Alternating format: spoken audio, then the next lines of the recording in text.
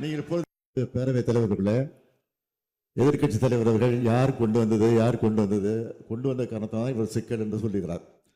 சரி, அந்த சிக்கலை சரி செய்வதற்கு உங்களுக்கு ஒரு நல்ல வாய்ப்பு இப்பொழுது கிடைத்திருக்கிறது.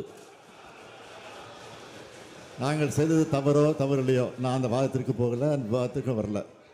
இப்போ இருக்கக்கூடிய நீட்டை ரத்து செய்தால்தான் நாங்கள் கூட்டணியில் இருப்போம், இல்லை என்றால் கூட்டணி விட்டு விலகுவோம் என்று சொல்வதற்கு உங்களுக்கு தகுதி இருக்கிறதா? அதான் கேள்வி. முதலமைச்சர் சொல்லட்டு கேட்டுட்டார். மாண்புமிகு பேரவைத் தலைவர்களே, வாக்குறுதி கொடுத்தது உண்மைதான், அதில் நாங்கள் எந்த விதமான மறுப்பும் சொல்லலை.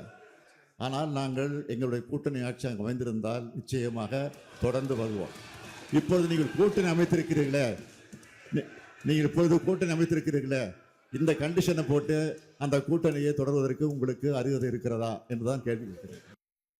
பேரவைத் தலைவர்களே, எதிர்க்கட்சி தலைவர் அவர்கள் யார் கொண்டு வந்த காரணத்தான் இவர் சிக்கல் என்று சொல்லுகிறார்.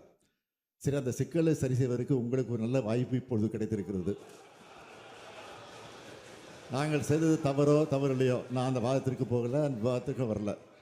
இப்போ இருக்கக்கூடிய நீட்டை ரத்து செய்தால்தான் நாங்கள் கூட்டணியில் இருப்போம், இல்லை என்றால் கூட்டணி விட்டு விலகுவோம் என்று சொல்வதற்கு உங்களுக்கு தகுதி இருக்கிறதா? அதான் கேள்வி.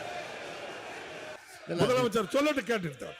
மாண்புமிகு பேரவைத் தலைவர்களே, வாக்குறுதி கொடுத்தது உண்மைதான், அதில் நாங்கள் எந்த விதமான மறுப்பும் சொல்லலை.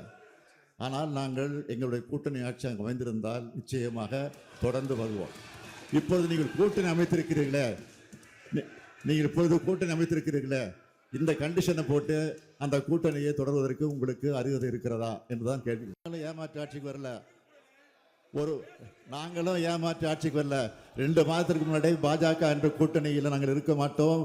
2026 மட்டும் இல்ல, 2031 கூட நாங்கள் இருக்க மாட்டோம் என்று சொல்லிவிட்டு இப்போது கூட்டணி சேர்ந்திருக்கிறீர்களே, யாரை ஏமாற்றுவது நாடகம்? அதை சொல்லுங்க.